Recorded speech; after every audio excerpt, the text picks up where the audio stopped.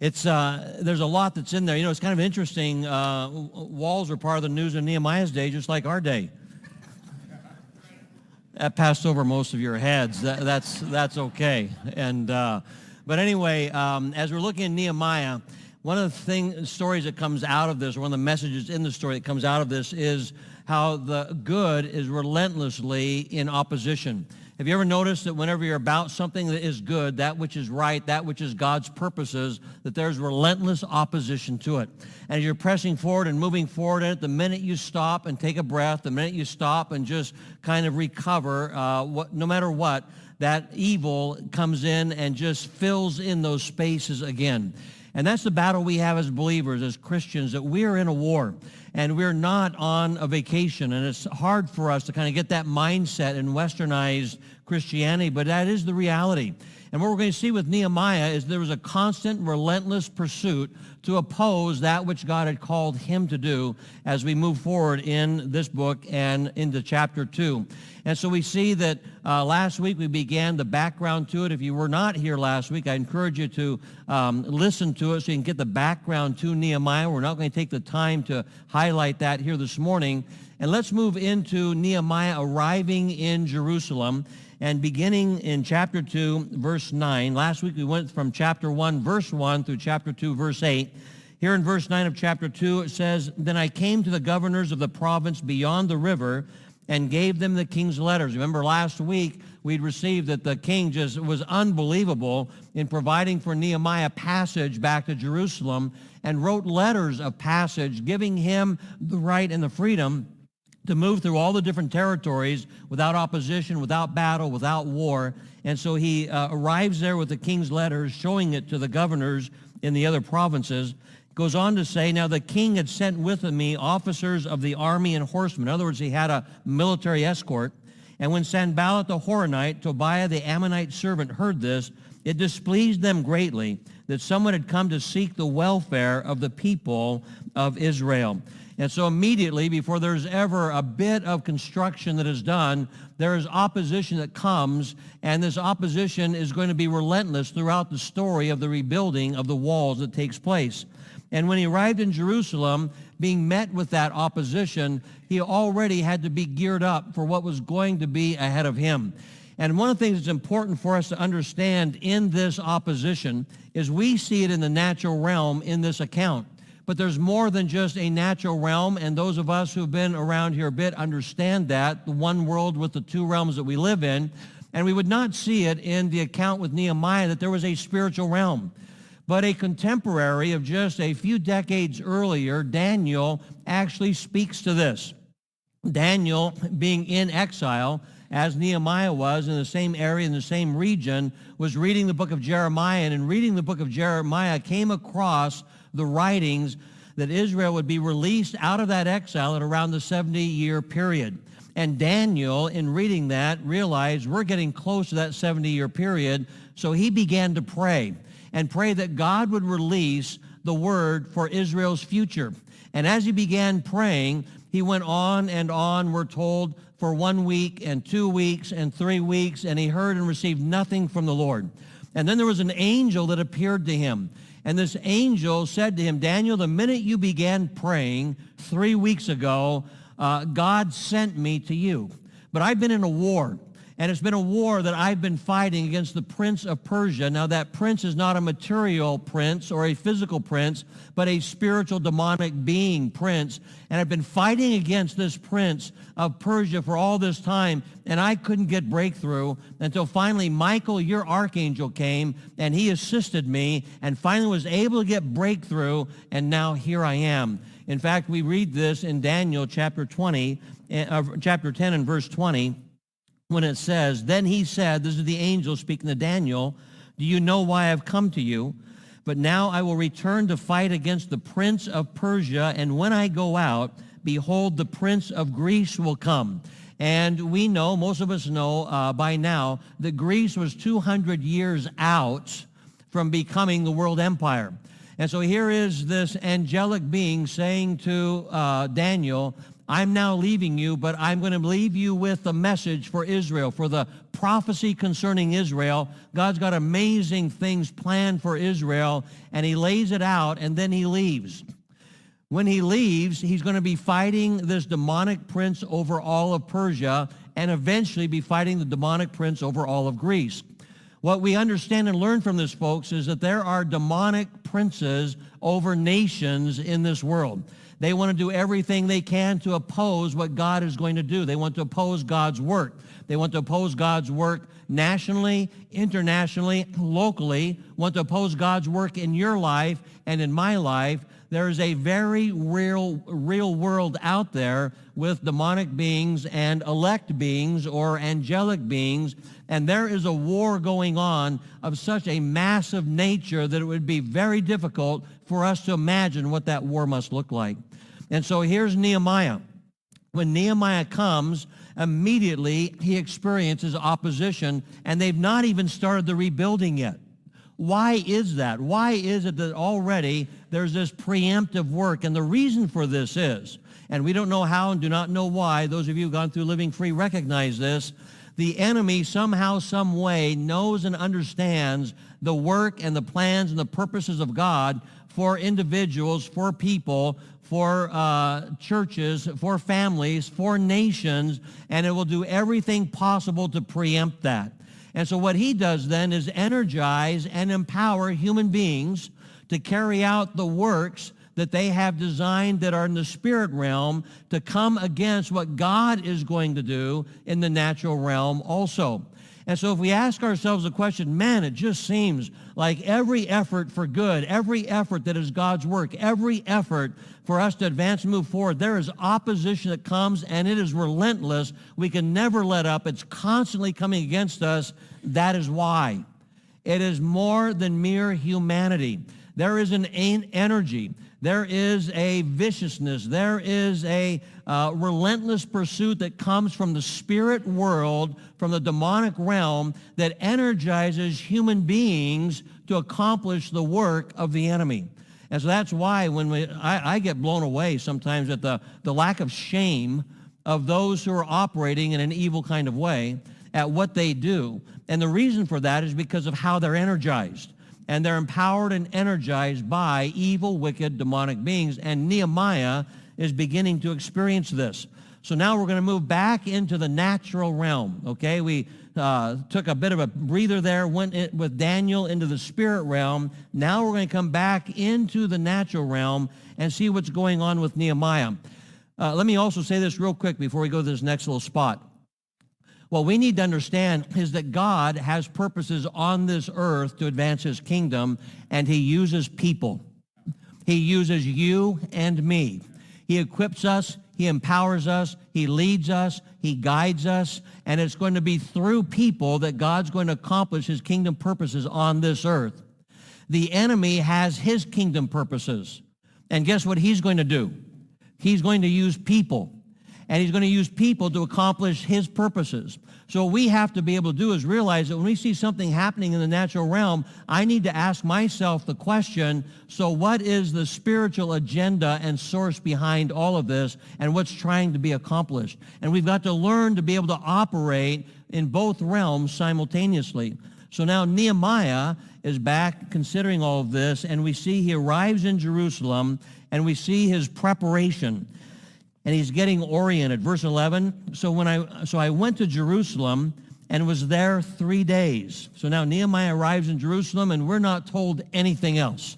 Man, I wish Nehemiah would have just wrote down a couple more notes as to what he was doing in those 3 days. Why 3 days? Why is there nothing said? Why is nothing going on? And so it leaves us then to sacred conjecture. And so I'm going to share some conjecture. It's not gospel. It's not inspired of God. It's just some conjecture. Your conjecture is as good as my conjecture, but let me just share a little bit of what I think might have been going on. Number one, Nehemiah was probably resting.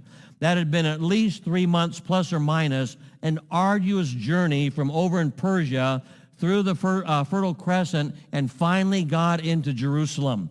And I'm sure he took just a day or so to recover from that trip. I know when we make international trips and we go halfway around the world, man, I love to have a day to just kind of catch my breath in that. I'm sure that was part of it. I think another thing that was going on is that Nehemiah was probably also getting oriented to the people that are there. As far as we know, Nehemiah had not made any trips to Jerusalem. This is his first. We do not know otherwise. And so now he's coming into a place, into a city, and there's some people there. There's a bit of a society there, and he's probably getting introduced to the players that are in Jerusalem and what's a part of that. Another thing that's probably happening too is he's probably continuing to process what he's heard from God. God has spoken to him, and we're going to see this in just a little bit. God has spoken to him as what he wants him to do. And so it's one thing to receive something prophetically. It's one thing to receive a report from others who've been there, but you've not been there. Now he's there in real time, and he's probably taking some time to continue praying and processing what he's seeing in real time with what he has heard, both from others in a report and then also prophetically from the Lord.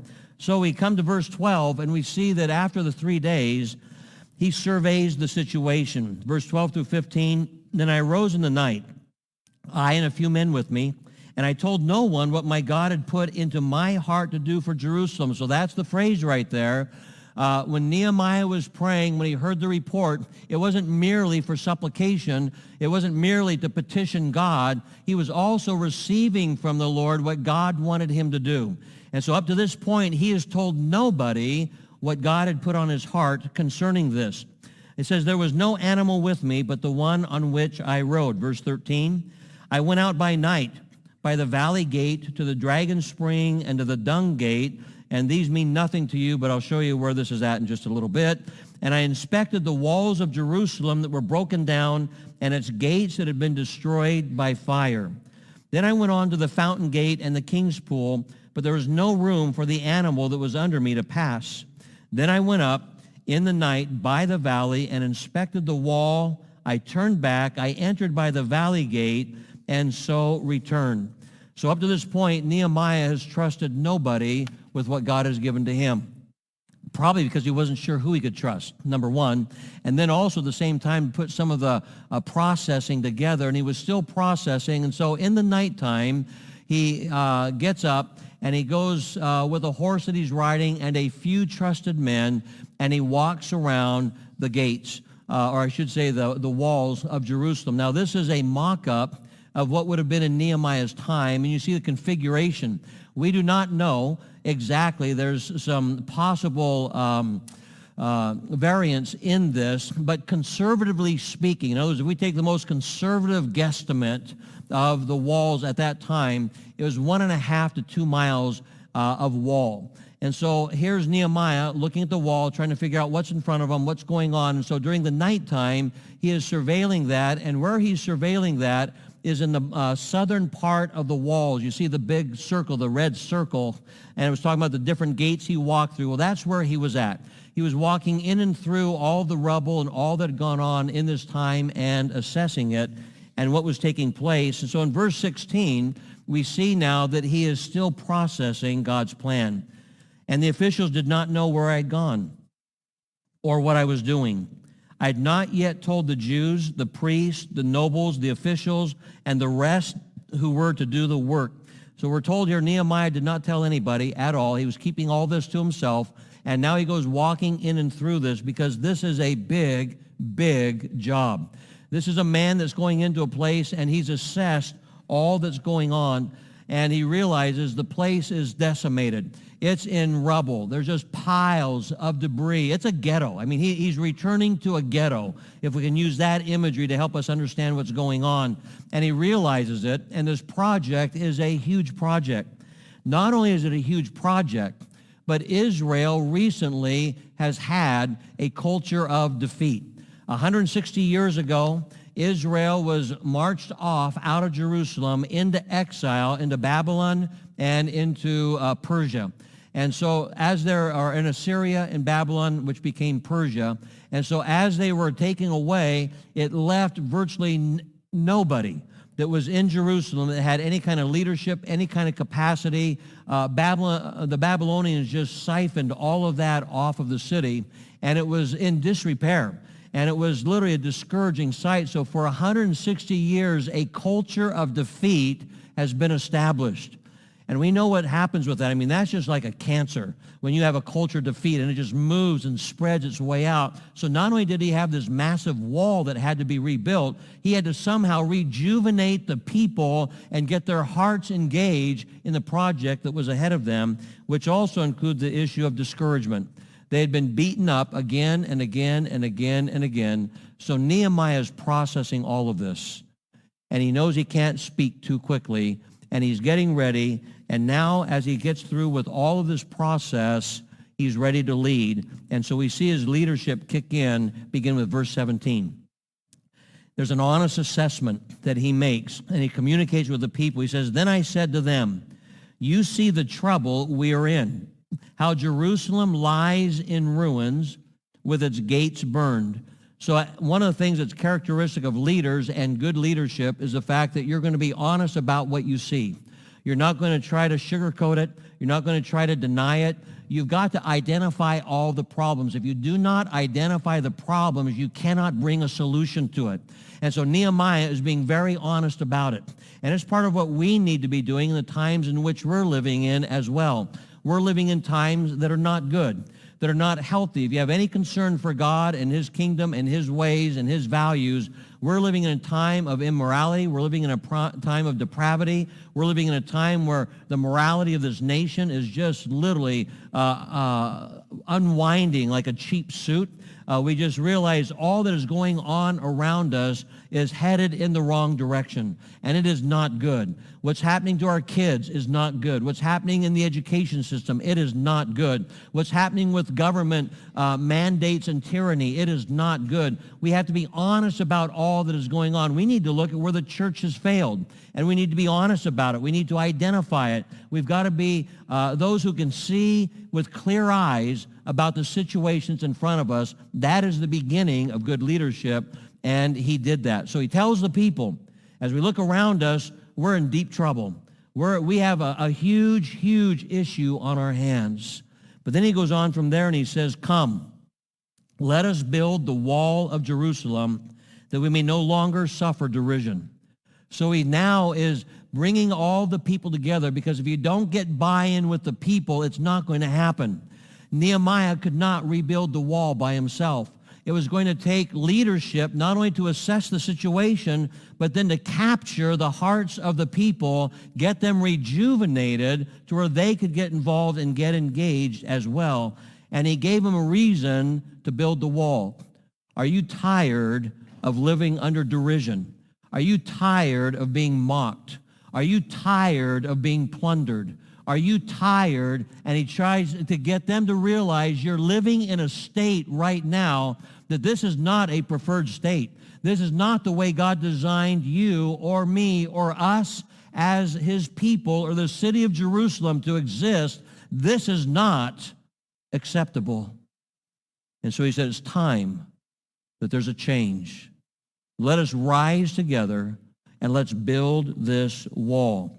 And so it seems like the situation's impossible, but he's now beginning to get the momentum. We see the vision and motivation, verse 18. "And I told them of the hand of my God that had been upon me for good, and also of the words that the king had spoken to me. And they said, let us rise up and build. So they strengthened their hands for the good work." Nehemiah begins to encourage them. And what he says to them is this: here's what happened when I was before the king. The king actually gave us his favor. Now that king was not known, Artaxerxes was not known to have a favor towards the Jewish people, the Israelites. And he gave us his favor. He gave me the letters of passage. He gave me all the materials we need to build the walls, to build the protection around the temple. He's given us all that we need to build the house that I need to have to direct this project that we're on. He also gave me letters of passage, and I was able to come this way without any obstruction, any obstacles, no wars, no battles. All I do is show him the king has given me permission. Also gave us a military escort, and we are here now. God has already demonstrated to us his favor by the impossible that he's already done. And he lets them know that God's favor is with them. Why? Because when we know that God's favor is with us, we can go forward. We can move forward. We know that it's going to be more than us that's going to accomplish it. It's going to be God who's going to be accomplishing it through us as well. And so as he gets through speaking to this, it says, and then they said, let us rise up and build. So they strengthened their hands for the work. It was like a locker room talk. It was like a coach, and it was halftime, and they were behind, and it looked like it was impossible. And he starts speaking to them, and he connects with their heart. He captures their heart. He gives them a vision of what can be as they go to get back out on the field. And so he gets through with that talk. He gets through with the encouragement, and he says, okay, it's time for us now to get out there, and let's go and kick there, and let's move out of this locker room and get on that field and do what only God can allow us to do. And that's what they did. They said, let us rise up and build. They took ownership of it. They were willing to get involved and engage with this. And as soon as they do it, look what happens. Adversity. So how do you lead in adversity? Verse 19, but when Sanballat the Horonite and Tobiah the Ammonite servant and Geshem the Arab heard of it, they jeered at us, they despised us, and they said, what is this thing that you're doing? Are you rebelling against the king? So in other words, they started to bring mockery to God's people. They began to jeer at God's people. They began to diminish God's people. And that's the way the world system is, isn't it? I mean, even right now, isn't it the world system that is out there that's trying to make those who are of God, those who are godly, those who have biblical values, those who might be conservative in those biblical values, to look like they don't have a brain, look like they're foolish people, look like they're people of demise. And can I say that is just an old school tool of the enemy. I mean, it's his playbook. Larry said in the first service, his playbook is an old playbook.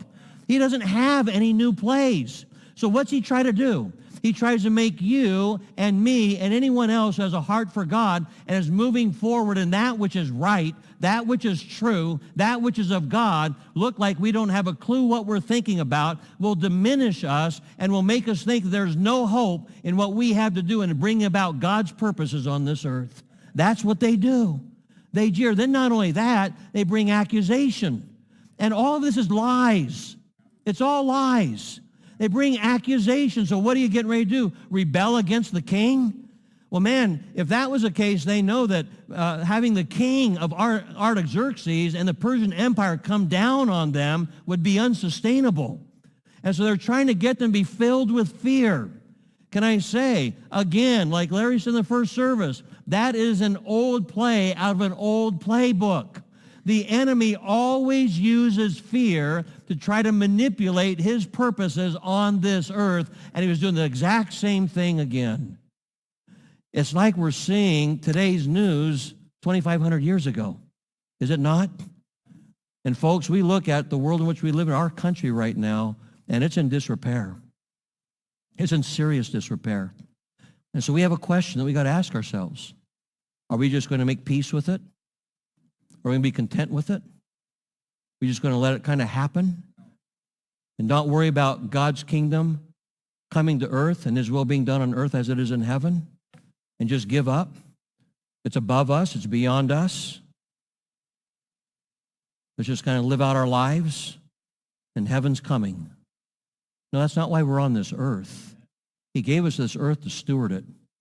He gave us this earth to bring his kingdom here and in play. And we have a responsibility. So someone says, well, Christians aren't supposed to get involved with politics.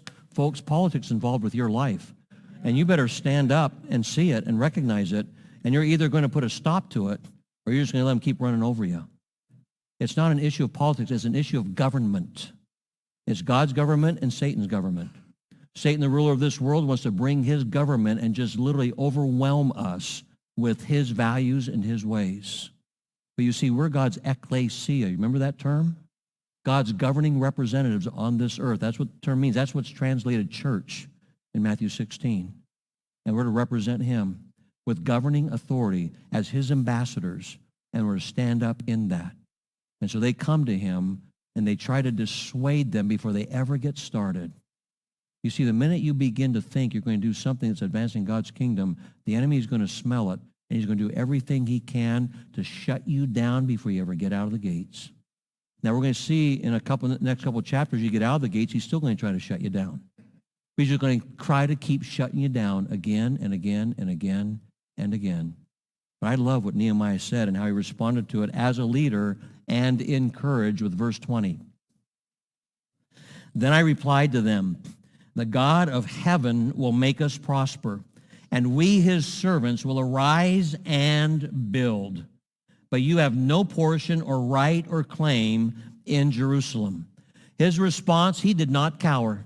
He did not back down. He did not get nervous. He did not think, maybe we need to rethink this thing. No, instead, he said, we will rebuild. And the reason we're going to rebuild and the reason it's going to be successful is because God is the one who is behind us, who is supporting us in this. It is God who is going to be rebuilding this wall through us. And so we stand firm and strong. And it's not said here, but I'm sure he was thinking this. If you're concerned about telling Artaxerxes that we're rebelling against him, he's the one who gave us the letter and the materials, by the way, that we're going to be doing all this work with. And that's what God has done for us, folks. God has given us everything we need for life and godliness. God has given to us the power and the authority of Jesus Christ and every spiritual blessing in the heavenlies in our union with Jesus Christ. And greater is he that is in us than he who is in the world, and that we have nothing to back down about. We have nothing to cower about. We need to stand up in who God's called us to be. Nehemiah was confident in God's calling and purpose in his life. And folks, we need to quit playing the victim as those who are believers in Jesus Christ, realize the calling and purpose God has given to us in our lives, and in a humble confidence, in faith, stand up and resist and push back against all the schemes of the enemy that he's coming to assault your kids, your families, our freedoms, and all that is going on in our midst. And it's time that we as God's people stand up and say, enough is enough. Okay? Enough is enough. We need to get people with conviction in places of and positions of influence. We need to be those people in our neighborhoods where we work. We need to quit cowering when those who are used by the enemy to be proponents of his evil and his wickedness with boldness and brashness and no shame stand up for what is shameful. You ever stop to think about that? Why is it that those with the agenda of shameful purposes have no shame in standing up and being proponents of it? When we who have the very truth of God, the heart of God, the mind of God, the values of God, and we're his representatives for his ecclesia, cower in shame for what is right and what is good and what is holy. Folks, it's backwards. It's backwards. And we need to be willing to stand up in our places of influence, okay? Nehemiah had a huge realm. We all have our realms, don't we? We all have our networks. We all have our relationships. And in humility, we need to stand up. We need to quit backing up and cowering and giving place. Because I tell you, every time we take a step back, guess what the enemy's going to do? Is he going to stay there? Is he going to say, oh, I have enough territory already. I don't need any more? Is that what he's going to do? And the only way that he will stop and the only way that he will retreat is if we start taking the steps forward and we start pushing back in all that is coming against us in this world. That's exactly what we've got to do as God's people. And so he said, sorry, you got the wrong news. The God of heaven is going to make us prosper. We're going to be successful. And oh, by the way, you've got no place in this city. Yeah. A boldness and a courage. The summary. What did he do? Real quick, let's just summarize this. Nehemiah assessed the situation. Folks, let's assess our situation. Let's be honest with it. Number 2, he received God's plan. Our ideas are not going to be successful, and they're not going to work. If you right now are not sure you can hear God as he speaks to you, you need to work on that because it's our only way forward. We have to have his word, which is a solid, sure word of prophecy, and we need to have his mind for specific elements that are going on in our life right now. We need to hear his voice. We need his plan, not our plans. We need his strategy, not our strategies. With our families, in the workplace, in our neighborhood, in our schools, we need his strategies. And so he received God's plan. He motivated the people to action. And folks, we've got to get motivated, and then we need to motivate those around us. We need to help people see the real picture. And then he contended with the opposition. In other words, he didn't just roll over. He stood up, and he contended. He pushed back. And we've got to do the same. It's time for us to realize the days of just benign praise times and testimony times are gone in this country for the Church of Jesus Christ. We're now at a time where it's a call to spiritual war and spiritual battle. I'm not talking about militant, ugly activities that are physical in that nature. I'm talking about spiritual war. And we have to see the world that we're living in right now is not a world that's favorable to God's people. Never has been. But it's becoming increasingly obvious to us now. So an application, here's the application. Number 1, be given to a God-sized purpose and life. Your life right now must be bigger than you. My life must be bigger than me. I need to recognize and understand that. I need to live for that which is beyond me. Nehemiah could have stayed back in Persia and lived a pretty comfortable life. But no, he took the burden of his people, the burden of his nation. He was a patriot for God and for Israel. And he took that burden upon himself. And he left the comforts and he went to Jerusalem. We need to be alert to the schemes of the enemy. 2 Corinthians 2:11 says, we're not ignorant of the enemy's schemes. We need to be able to see the schemes of the enemy behind everything that's going on that we hear on the news, see what's going on around us, where we're in the workplace, where we work. We need to see the enemy's agenda with what is going on. Need to understand those schemes and need to take appropriate action accordingly. Number 3, we need to be confident in God's identity and purpose for you. The calling in our lives, combined with living for that which is bigger than ourselves, that means it's going to affect the decisions I make. It's going to affect how I make those decisions. It's going to affect why I make those decisions. In other words, it's coming to grips with the reality, my life is not my own. And yeah, I'd really, really enjoy just kind of going and relaxing a little bit. But folks, we can't. If you have any value for who we are as a people, for our kids, for our grandkids, for all that we're going to be leaving as a heritage, we can't sit back and relax. We have to realize that God's got a calling for each and every one of us. And not one is greater than the other. It's all part of the body. And we all need to be filling our positions. We're going to be seeing this in Nehemiah a little bit later on as well. And then lastly, we need to be courageous in God with boldness. Folks, as God's people, let's implore one another. The days of cowardliness are gone. We need to stand up in courage. We need to stand up in a boldness. And a boldness is in God, knowing who we are in him, knowing what he's given us, and moving forward. And I believe with all my heart that as we will see in a little bit, that Nehemiah and Israel rebuilt the walls in record time, crazy record time, completed the impossible. that God can do the same thing today. But if Nehemiah would not have rose to the occasion, if the Israelites would not have rose to the occasion, it would never happen. There's that human-divine cooperation that must take place. And we have to take seriously this life that God's given us and this life in him that he's given to us and the call that he's given to us in our lives. Amen? I want us to leave here today with courage, with hope, with realizing it's not all dead, done, and over with, signed, sealed, and delivered. No, there's hope. I think what God's doing is he's rising an army. He's helping people learn how to battle with their hands. He's helping people understand what it means to be committed to his kingdom. I was actually thinking about this week in a study, and worship team, you can come on up. I'm just kind of rambling now off script.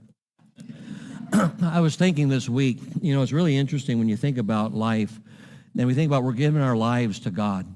And what if it means that me giving my life to God means that I die a physical death in that service? And many, many, many, many believers around the world have done that for millennia. And even right now today, there's more martyrs per capita in the world today than any time in church history right now. That's the world we're living in. And I thought, it's not going to be a bad swap to end up in God's presence in heaven, number one. But number two, you realize there's people who are so committed to their cause that they actually will give their lives up into death, such as terrorists. I mean, they literally are so sold out, they'll willingly, knowingly give up their physical life to accomplish what is a very evil and wicked end in terrorism. Can we at least be able to say, God, here I am? It's not saying that I am going to die, but if I set that as the worst that can happen to me, everything else is manageable. And so for us to realize, God, I want to be used by you, and I give my life to you. We sang a song earlier, didn't we? I raise my hands and I lay down my life. Did we mean it? Were we serious when we sang it? Or was it just words up on a screen and everybody else was singing it, so I thought I'd sing it too? Or if I wasn't sure that I could sing it, that I stopped singing because I wasn't sure I was serious about it? Now, I'm talking about being honest in our worship and honest in our prayers and honest in our lives. I know it's kind of got a little bit heavy here towards the end of the service, and I apologize for that. Kind of. Not really. But as I look over the landscape of what's going on in our country and the church, just read an article this week or last week. You realize an article with a survey that was taken that just over a third of pastors in America believe in a biblical worldview. Yeah. Scary. Worship leaders, barely a quarter, 25%, believe in a biblical worldview. And the biblical worldview was set up by George Barnett with just 6 major, irreducible, minimal requirements, such as the Bible is absolute truth, kind of a thing. There was so much that wasn't mentioned that I would have required as a biblical worldview that wasn't on there. And I was shocked at the numbers. And we asked what's going on in the world right now, folks. My heart broke reading that article. Shame on us. Those who name the name of Jesus Christ, evangelical churches going woke. Shame on us as the Church of Jesus Christ. Unless we wake up, unless there's a revival, we cannot expect God to do what only God can do in the work that needs to be done.